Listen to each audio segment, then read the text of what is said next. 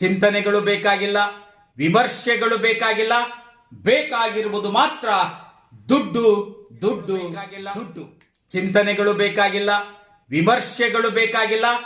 ಬೇಕಾಗಿರುವುದು ಮಾತ್ರ ದುಡ್ಡು, ದುಡ್ಡು, ದುಡ್ಡು.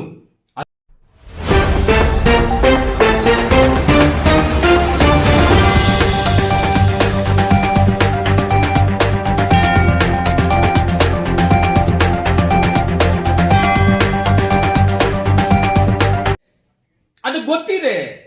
ಇವತ್ತು ಪ್ರತಿಯೊಬ್ಬ ಜನಸಾಮಾನ್ಯನಿಗೂ ಕೂಡ ರಾಜಕಾರಣದಲ್ಲಿ ನಡೀತಾ ಇದೆ ಎನ್ನುವಂತಹ ಅರಿವಿದೆ. ಅಧಿಕಾರಿಗಳು ಏನು ಮಾಡ್ತಾ ಇದ್ದಾರೆ ಎನ್ನುವಂತಹ ಅರಿವಿದೆ. ಗ್ರಾಮ ಪಂಚಾಯತಿಯ ಒಬ್ಬ ಅಧ್ಯಕ್ಷ ಸದಸ್ಯ ಏನು ಮಾಡ್ತಾ ಇದ್ದಾನೆ, PDO ಏನ್ ಮಾಡ್ತಾ ಇದ್ದಾನೆ ಎನ್ನುವಂತಹ ಅರಿವಿದೆ. ಈ ರಾಜ್ಯದ ಮುಖ್ಯಮಂತ್ರಿಗಳು ಏನ್ ಮಾಡ್ತಾ ಇದ್ದಾರೆ, ಉಪಮುಖ್ಯಮಂತ್ರಿಗಳು ಏನ್ ಮಾಡ್ತಾ ಇದ್ದಾರೆ ಎನ್ನುವಂತಹ ಅರಿವಿದೆ.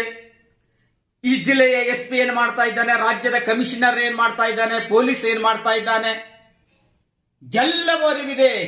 ಆದ್ರೆ ಅದರ ಬಗ್ಗೆ ಕಾಳಜಿ ಇಲ್ಲ. ಹಾಳಾಗ್ತಾ ಇರೋದು ಯಾರು? ನಮ್ಮ ಮಕ್ಕಳ ಇಲ್ಲ, ಇನ್ನೊಬ್ರು ಮಕ್ಕಳ ಹಾಳಾಗ್ತಾ ಇದ್ದಾರೆ. ನಮ್ಮ ಮಕ್ಕಳ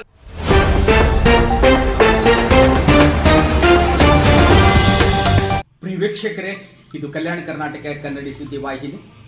ನಾನು ನಿಮ್ಮ ಐಗೌಡ. ಇಂದು ವಿಜಯನಗರ ಜಿಲ್ಲೆ ಹೂವಿನಡಗಲಿ ಪಟ್ಟಣದಲ್ಲಿ CPI ಪಕ್ಷ, ಭಾರತೀಯ ಕಮ್ಯುನಿಸ್ಟ್ ಪಕ್ಷದಿಂದ ಒಂದು ವಿಶೇಷವಾದಂತಹ ಪ್ರತಿಭಟನೆ ನಡೆಯಿತು.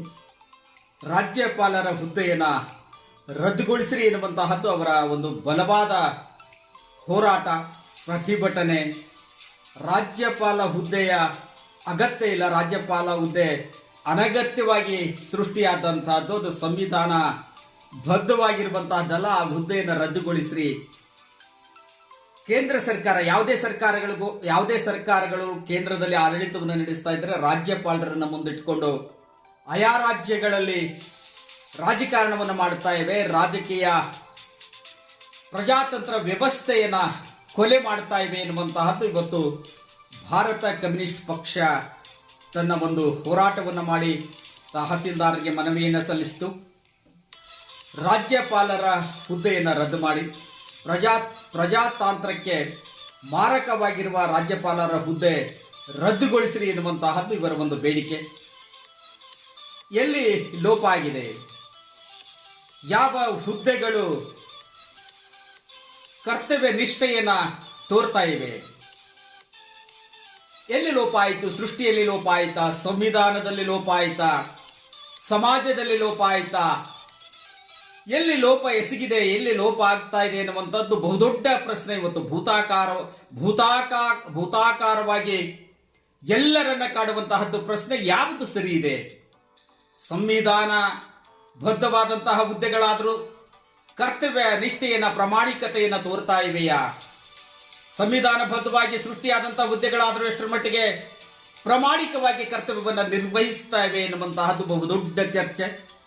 ಎಲ್ಲದರ ಹಿನ್ನೆಲೆಯನ್ನು ಕೆದಕ್ತಾ ಹೋದಾಗ ಸಿದ್ದರಾಮಯ್ಯನವರ ಏನು ಮೂಢ ಹಗರಣ ಇದೆ, ಆ ಹಗರಣವನ್ನ ಬೆಂಬಲಿಸಿ ರಾಜ್ಯಪಾಲರ ಪ್ರಾಸಿಕ್ಯೂಷನ್ ಅನುಮತಿಯನ್ನು ವಿರೋಧಿಸಿ ಕಮ್ಯುನಿಸ್ಟ್ ಪಕ್ಷಗಳು, ದಲಿತ ಸಂಘಟನೆಗಳು, ಹಿಂದುಳಿದ ವರ್ಗಗಳು ಎಲ್ಲರೂ ಕೂಡ ಇವತ್ತು ಬಹುತೇಕ ವರ್ಗಗಳು ಸಿದ್ದರಾಮಯ್ಯನವರನ್ನ ಬೆಂಬಲಿಸಿ ಅವರ ಬೆಂಬಲಕ್ಕೆ ನಿಂತಿವೆ ಅಂತ ನಾ ಹೇಳ್ಬೋದು. ಸಿದ್ದರಾಮಯ್ಯನವರ ವ್ಯಕ್ತಿತ್ವನೋ, ಸಿದ್ದರಾಮಯ್ಯನವರ ಒಂದು ಅವರ ಮೇಲಿರುವಂತಹ ಆಡಳಿತ ವೈಖರಿಯ ಮೇಲಿರುವಂತಹ ವಿಶ್ವಾಸವೋ, ಅಭಿಮಾನವೋ, ನಂಬಿಕೆಯೋ ಗೊತ್ತಿಲ್ಲ.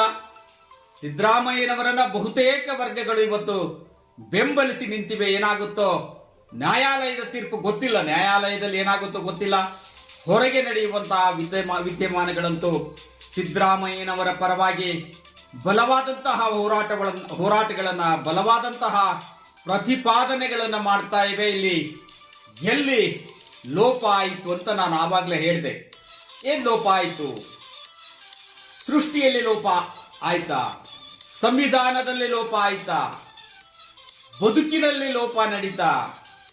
ಎಲ್ಲ ಆಯ್ತು? ಹಾಗಾದ್ರೆ ಯಾಕೆ ಸಂವಿಧಾನ ಬದ್ಧವಾದಂತಹ ಹುದ್ದೆಗಳಲ್ಲಿರುವಂತವರು ಕೂಡ ಪ್ರಾಮಾಣಿಕತೆ, ನಿಷ್ಠೆಯನ್ನ ಕಳೆದುಕೊಂಡ್ರು, ಮಾನವೀಯತೆ, ಮನುಷ್ಯತ್ವವನ್ನ ಮಾರಿಕೊಂಡ್ರು ಅಂತ ನಾವು ಯೋಚಿಸಿದಾಗ ಎಲ್ಲೂ ಕೂಡ ಉಳಿದಿಲ್ಲ. ಪತ್ರಿಕಾ ರಂಗವನ್ನು ಕೂಡ ಸೇರಿಕೊಂಡು ಅಕ್ಷರದ ಹಾದರ ಆರಂಭವಾಯಿತು. ಇವತ್ತು ಎಲೆಕ್ಟ್ರಾನಿಕ್ ಆದರ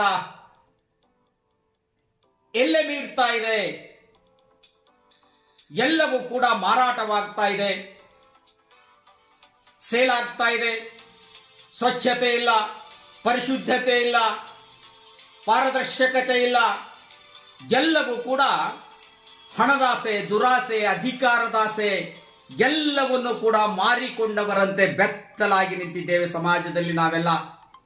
ಯಾರೋ ಒಬ್ಬರನ್ನು ಬೆರಳು ಮಾಡಿ ತೋರಿಸುವಂತಹದ್ದಲ್ಲ. ಇವತ್ತು ಹುಡುಕಿದರೆ ಕೇವಲ ಬೆರಳೆಣಿಕೆಯಷ್ಟು ಮಾತ್ರ ಪ್ರಮಾಣಿಕರು ಸಿಗುವಂತಹ ಸಂದರ್ಭ ಬಂದೊದಗಿದೆ. ಸಮಾಜ ಸಂಪೂರ್ಣವಾಗಿ ದುರಸ್ತಿಯಾಗದಂತಹ ಮಟ್ಟಕ್ಕೆ ಸಮಾಜ ಕೆಟ್ಟು ಹೋಗಿದೆ ಅಂತ ಹೇಳಿದರೆ ತಪ್ಪಾಗಲಾರದು. ಮನುಷ್ಯ ಆರೋಗ್ಯವಾಗಿದ್ದೀವ, ನಮ್ಮ ಚಟುವಟಿಕೆಗಳು ಆರೋಗ್ಯವಾಗಿದ್ದಾವ, ನಮ್ಮ ಕರ್ತವ್ಯ ನಿಷ್ಠೆ ಪ್ರಾಮಾಣಿಕತೆಗಳು ಪಾರದರ್ಶಕವಾಗಿದ್ದಾವ. ನಾವು ಯೋಚಿಸಿಕೊಳ್ಳಬೇಕಾದ್ರೆ ಯಾವುದು ಕೂಡ ಪಾರದರ್ಶಕವಾಗಿಲ್ಲ, ಎಲ್ಲಿಯೂ ಕೂಡ ಆರೋಗ್ಯವಾಗಿಲ್ಲ. ಎಲ್ಲವೂ ಕೂಡ ರೋಗಗ್ರಸ್ತ ಸಮಾಜದಲ್ಲಿ ಬದುಕ್ತಾ ಇದ್ದೀವಿ ಎನ್ನುವಂತಹದ್ದನ್ನು ಯಾರು ಕೂಡ ಅಲ್ಲಗಳೆಯುವಂತಿಲ್ಲ. ಏನಾಗ್ತಾ ಇದೆ, ಎಲ್ಲಿ ಲೋಪ ಆಗ್ತಾ ಇದೆ, ಯಾರು ಲೋಪ ಮಾಡ್ತಾ ಇದ್ದಾರೆ, ಯಾರು ತಪ್ಪು ಮಾಡ್ತಾ ಇದ್ದಾರೆ? ನಾನ್ ತಪ್ಪು ಮಾಡ್ತಾ ಇದ್ದೀನಾ? ನೀವು ತಪ್ಪು ಮಾಡ್ತಾ ಇದ್ದೀರಾ? ಯಾರು ತಪ್ಪು ಮಾಡ್ತಾ ಇದ್ದಾರೆ? ಎಲ್ಲಿ ಅನ್ಯಾಯ ಆಗ್ತಾ ಇದೆ, ಎಲ್ಲಿ ಅಕ್ರಮ ನಡೀತಾ ಇದೆ? ರಾತ್ರೋರಾತ್ರಿ ಕೋಟಿ ಕೋಟಿ ಲೂಟಿ ಆಗ್ತಾ ಇದೆ. ರಾತ್ರೋರಾತ್ರಿ ಶ್ರೀಮಂತರಾಗ್ತಾ ಇದ್ದಾರೆ, ಧನವಂತರಾಗ್ತಾ ಇದ್ದಾರೆ. ಐಶ್ವರ್ಯ ಅಂತಸ್ತುಗಳು ಎದ್ದು ನಿಲ್ತಾ ಇವೆ. ಎಲ್ಲಿಂದ ಬಂತು? ಅದಕ್ಕೆ ಕೇಳಬೇಕಾದಂತ ಸಂಸ್ಥೆಗಳಿವೆ. ಭ್ರಷ್ಟಾಚಾರವನ್ನ ನಿಗ್ರಹಗೊಳಿಸುವಂತಹ ಸಂಸ್ಥೆಗಳಿವೆ. ಲೋಕಾಯುಕ್ತರಂತಹ ಸಂಸ್ಥೆಗಳು, ಭ್ರಷ್ಟಾಚಾರ ನಿಗ್ರಹ ದಳ, ಪೊಲೀಸರು, ಲೋಕಾಯುಕ್ತರು, ಜಡ್ಜು ಎಲ್ಲವೂ ಇದೆ. ಆದ್ರೆ ಏನೂ ಇಲ್ಲ, ಯಾವುದು ಕೂಡ ಕೆಲಸ ಮಾಡ್ತಾ ಇಲ್ಲ, ವರ್ಕ್ ಆಗ್ತಾ ಇಲ್ಲ. ಎಲ್ಲೋ ಒಂದು ಕಡೆ ನ್ಯಾಯಾಲಯ ತನ್ನ ಒಂದು ಬದ್ಧತೆಯನ್ನ ಕಾಪಾಡಿಕೊಂಡಿದೆ.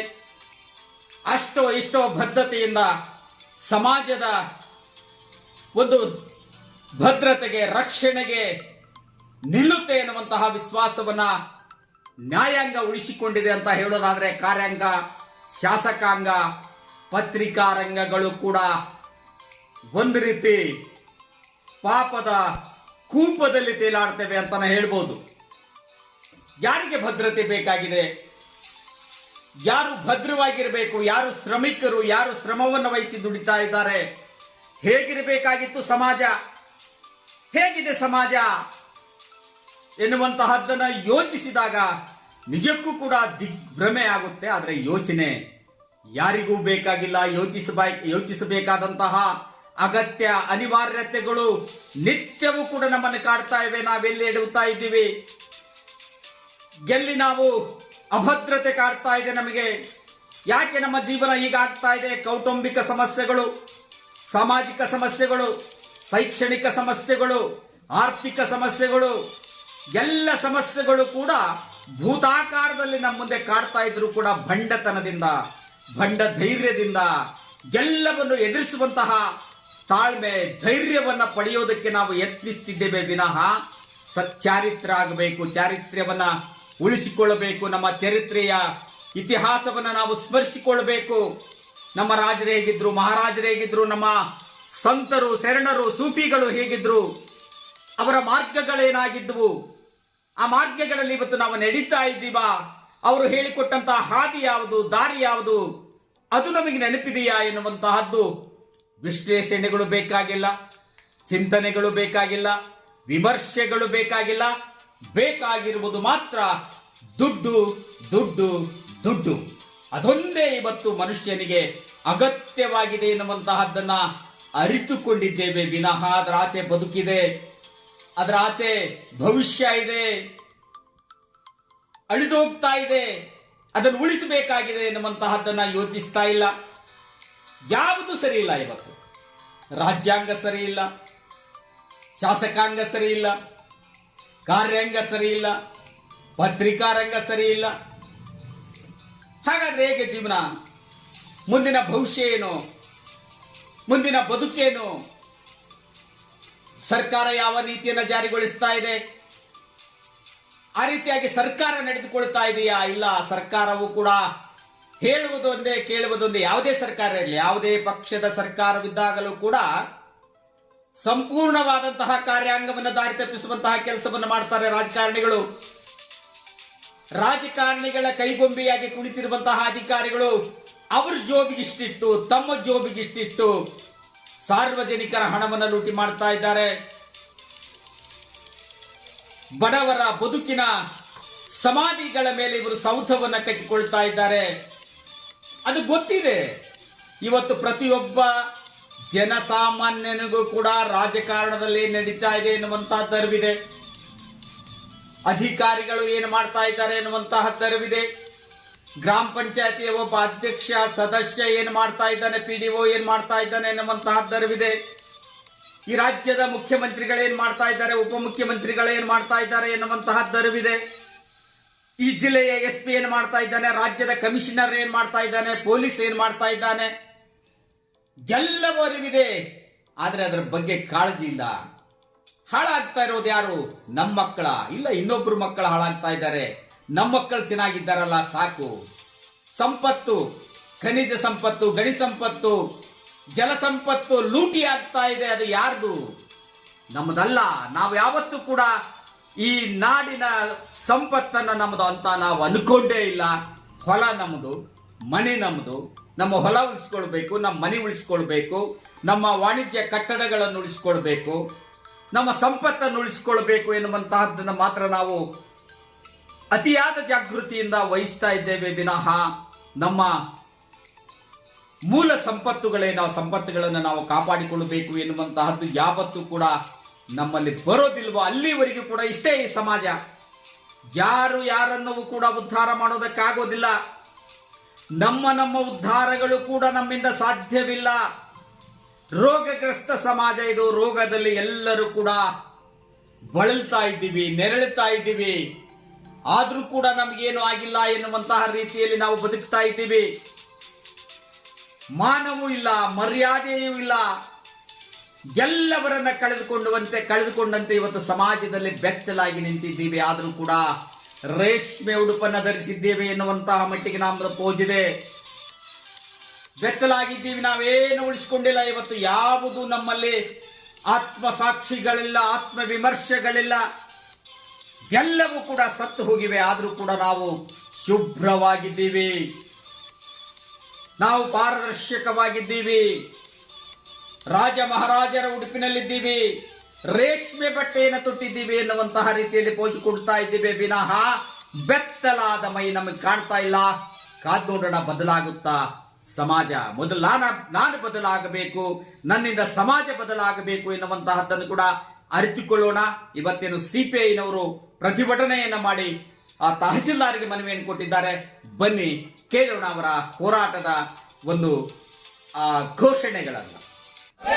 ಒಕ್ಕೂಟ ವಸತಿಗೆ ರಾಜ್ಯಪಾಲರ ಹುದ್ದೆ ರದ್ದಾಗಲಿ ರದ್ದಾಗಲಿ ರದ್ದಾಗಲಿ ರದ್ದಾಗಲಿ. ಒಕ್ಕೂಟ ವಸತಿಗೆ ರಾಜ್ಯಪಾಲರ ಹುದ್ದೆ ರದ್ದಾಗಲಿ ರದ್ದಾಗಲಿ ರದ್ದಾಗಲಿ ರದ್ದಾಗಲಿ. ರಾಜ್ಯಪಾಲರ ಕಡೆಗೆ ಕೇಂದ್ರ ಸರ್ಕಾರದ ಕೈಗೊಂಡ ರಾಜ್ಯಪಾಲ ಹುದ್ದೆ ರದ್ದಾಗಲಿ ರದ್ದಾಗಲಿ ರದ್ದಾಗಲಿ ರದ್ದಾಗಲಿ. ಪಕ್ಕ ಪಕ್ಕ ನ್ಯಾಯ ಬೇಕು, ಪಕ್ಕ ಪಕ್ಕ ನ್ಯಾಯ ಬೇಕು. ಆಡಳಿತ ನಡೆಸುವಂತಹ ವ್ಯವಸ್ಥೆ, ಪ್ರಜಾತಾಂತ್ರಿಕ ವ್ಯವಸ್ಥೆ ನಡೆಸಬೇಕೆಂಬ ಉದ್ದೇಶದಿಂದ ರಾಜ್ಯಪಾಲರ ಹುದ್ದೆಯನ್ನ ರದ್ದು ಮಾಡಬೇಕೆಂಬ ಉದ್ದೇಶದಿಂದ ಇಂದು ಭಾರತ ಕಮ್ಯುನಿಸ್ಟ್ ಪಕ್ಷ ಇಡೀ ದೇಶಾದ್ಯಂತ ಹೋರಾಟವನ್ನು ಇವತ್ತೇನು ನೈತಿಕತೆ ಇದೆಯಲ್ಲ ಅದನ್ನ ಇವತ್ತು ಈ ಕಾಂಗ್ರೆಸ್ ಸರ್ಕಾರ ಇರುವುದರಿಂದ ಆ ರಾಜ್ಯಪಾಲರು ತಾವು ತಮ್ಮ ಹುದ್ದೆ ಏನೆಂಬುದನ್ನ ತಾವು ಪರಿಶೀಲನೆ ಮಾಡಿಕೊಳ್ಬೇಕು.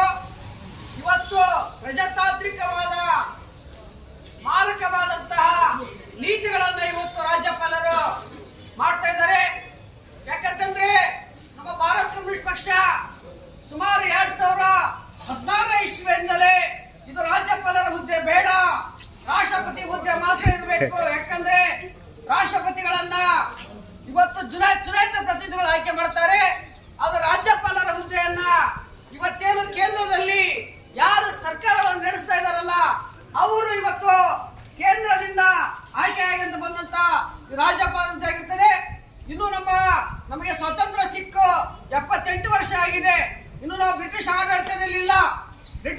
ದೇಶದಲ್ಲಿ ಮಹಾರಾಜರ ಕಾಲದಲ್ಲಿ ಇದ್ದಂತ ಈ ರಾಜ್ಯಪಾಲರ ಹುದ್ದೆ ಈ ಹಿಂದೆ ಮೈಸೂರು ಚಾಮರಾಜ ಒಡೆಯರಾದಂತ ಸಂಸ್ಥಾನದಲ್ಲಿ ಇದು ಒಂದು ಹುದ್ದೆ ಸ್ಥಾಪನೆ ಆಯಿತು. ಇದೇ ಹುದ್ದೆ ಇಡೀ ರಾಜ್ಯದಲ್ಲಿ, ಇಡೀ ನಮ್ಮ ಭಾರತ ದೇಶದಲ್ಲಿ ಎಲ್ಲಾ ರಾಜ್ಯಗಳಲ್ಲಿ ರಾಜ್ಯ ಸರ್ಕಾರದಲ್ಲಿರುವಂತ SC ST ಪರಿಶಿಷ್ಟ ಜಾತಿ ಪರಿಶಿಷ್ಟ ಪಂಗಡ ಇವತ್ತಿನ ಹಗರಣವನ್ನು ಲೂಟಿ ಮಾಡಿದಾರಲ್ಲ, ಇದಕ್ಕೆ ಸೂಕ್ತವಾದ ತನಿಖೆ ಆಗಬೇಕು. ಇವತ್ತು ಹಣವನ್ನ ಯಾರು ಲೂಟಿ ಹೊಡೆದಿದ್ದಾರೆ ಅವರಿಗೆ ಇವತ್ತು ತಕ್ಕ ಶಿಕ್ಷೆ ಆಗಬೇಕು.